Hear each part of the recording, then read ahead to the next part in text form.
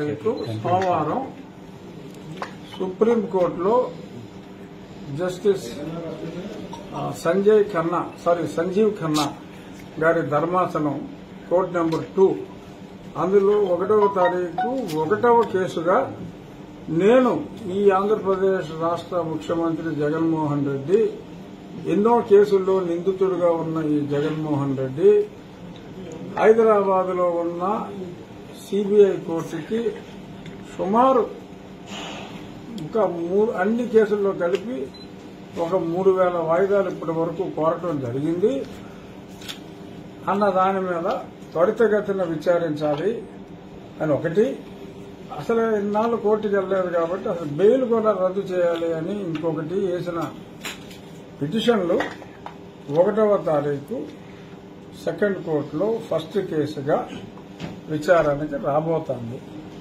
ఏం జరుగుతుందో చూద్దాం. సో హైకోర్టులో అయినా సుప్రీంకోర్టులో అయినా ప్రజాకోర్టులో అయినా ఆ ఉన్మాది మీద పోరాడింది పార్టీలకి సంబంధం లేకుండా. ఇప్పుడు ఎవరో అందరూ చెప్తున్నారు కదా, మా పార్టీలో లేడు సభ్యత్వం అని. దట్స్ కరెక్టే. పార్టీలో ఏ పార్టీలో సభ్యత్వం లేకుండా ఒంటరి వ్యక్తిగా జగన్మోహన్ రెడ్డి మీద నేను పోరాడుతున్నా. అందులో భాగంగా ఆ మ్యాటర్ రేపు 1వ తారీఖు 1వ కేసులో వస్తుంది. ఏం జరుగుతుందో చూద్దాం. అంటే ఓవర్ నైట్ మిరకిల్స్ జరగకపోవచ్చు, కానీ చూద్దాం. నా కేసు తప్పు అనడానికి లేదు, ఎందుకంటే 3000 పైన వాయిదాలు అతను అడిగిన మాట నిజం. అన్ని వాయిదాలు ఇవ్వకూడదు అని రూల్స్ ఉన్నమాట నిజం. సో మరి చూద్దాం మరి న్యాయస్థానం ఏం చేస్తుందో. సో మరి గొంతు విప్పి ఇటువంటి అన్యాయాల్ని కోర్టులో ప్రశ్నిస్తే సీట్లు ఎవరమ్మా అంటారా? చూద్దాం ఏమవుతుందో చూద్దాం. అంటే చర్చ జరగటం డెఫినెట్ గా దురదృష్టం.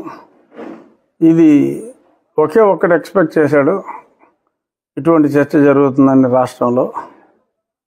ఒక్కడెవరో తెలుసా మీకు? పేరు జగన్మోహన్ రెడ్డి. ఆడికి ఒక్కడికే ఎక్స్పెక్ట్ చేయగలిగాడు, ఇంకెవరు ఎక్స్పెక్ట్ చేయలే. నాకైతే డౌట్ ఉంది, అనుమానం నాకైతే ఉంది. కానీ ఎన్నోసార్లు అతను అనుకున్నది చేయలేకపోయాడు. నన్ను డిస్క్వాలిఫై చేయలేకపోయాడు, నన్ను చంపలేకపోయాడు, అలా చాలా విషయాల్లో ఫెయిల్ అయ్యాడు. ఇక్కడ కూడా ప్రయత్నంలో అతను ఫెయిల్ అవుతాడు అనుకున్నాను, కానీ టెంపరీగా సక్సెస్ అయ్యాడు. ఖచ్చితంగా మనస్ఫూర్తిగా నేను నమ్మి చెప్పేది ఏంటంటే 3-4 రోజుల్లో తప్పకుండా కూటమి తిరిగి నన్ను,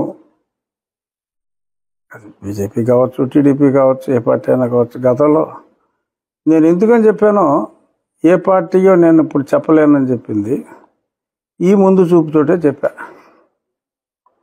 పలానా పార్టీ అంటే ముందు ఆ పార్టీకి వలేసేస్తాడని చెప్పి నేను ముందు చూపుతో ఏ పార్టీయో చెప్పకుండా నేనున్నా. బట్ ఎనీహౌ తప్పకుండా కూటమి తరఫున ఆల్రెడీ భారతీయ జనతా పార్టీకి సీటు వచ్చింది కాబట్టి మేబీ భారతీయ జనతా పార్టీ తరఫునే పోటీ చేయడానికి అవకాశాలు ఎక్కువ ఉండొచ్చు. బట్ ఖచ్చితంగా కన్సిడర్ చేస్తారు అనే అభిప్రాయం అయితే నాకు పూర్తిగా ఉంది. అయితే ఎటువంటి ఐడియా లేదు, చూద్దాం. ప్రస్తుతానికి ఇంకా నేను ఏ పార్టీలో లేను. ఆ పార్టీలు కూడా అదే చెప్తున్నాయి. ఒక పార్టీ మరి జాయిన్ అవ్వకుండా ఎలా ఇస్తామని చెప్పి మరి తిరుపతికి సీట్ కన్ఫర్మ్ చేసి జాయిన్ చేసుకున్నారు. అంటే అబద్ధం ఆడినా కూడా పాపం అరగంటలో దొరికేశారు. అలాగా కొద్దిమంది ఇంకో పార్టీలో కూడా ఇలాంటి ప్రచారమే చేయాలనుకున్నారు. వాళ్ళు కూడా మరి ఉబలాటం ఆపుకోలేక ఇంకా జాయిన్ అవ్వకుండానే సీటు కూడా డిక్లేర్ చేశారు. ఇంకా జాయిన్ అయ్యాడో లేదో కూడా తెలియదు అభ్యర్థి. సో ఇటువంటివి ఉన్నాయి కాబట్టి అది కేవలం జాయిన్ అవ్వలేదు అనేది అది ఒక అభియోగం. బట్ అది పెద్ద ఇష్యూ కాదు. డెఫినెట్గా నాకు నరేంద్ర మోడీ గారి మీద, చంద్రబాబు నాయుడు గారి మీద, పవన్ కళ్యాణ్ గారి మీద పూర్తి విశ్వాసం ఉంది, వారి నాయకత్వం మీద. డెఫినెట్గా జగన్మోహన్ రెడ్డిని వారు ప్రేమించరు అనేదే నా ప్రగాఢ విశ్వాసం.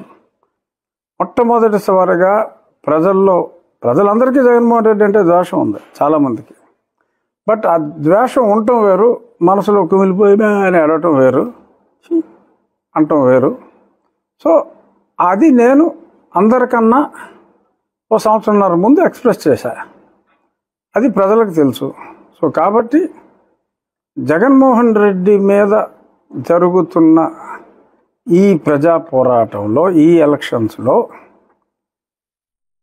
జగన్మోహన్ రెడ్డిని తొలిసారిగా ఎదుర్కొన్న వ్యక్తికి డెఫినెట్గా, ఎందుకంటే ఇప్పుడు నన్ను జైల్లో పెట్టాడు, అప్పుడు చంద్రబాబు నాయుడు గారు ఎంతో తపన పడ్డారు, ఆయన చేయగలిగిన సహాయం చేశారు, ఆయనే ఎన్నోసార్లు మీటింగుల్లో చెప్పారు.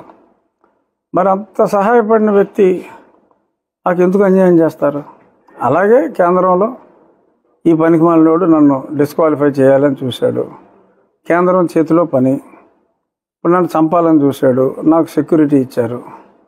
సో నన్ను చంపకుండా కాపాడిన కేంద్ర ప్రభుత్వం, ఆ పదవి పోకుండా కాపాడిన కేంద్ర ప్రభుత్వం, నేను వీడి చేతిలో చావు దెబ్బలు తిని బయటికి రావటంలో ఆ సమయంలో మరి ఎంతో సహాయం చేసిన చంద్రబాబు నాయుడు గారు నాకు అన్యాయం చేస్తారు అనే ఆలోచన కూడా నాకు లేదు.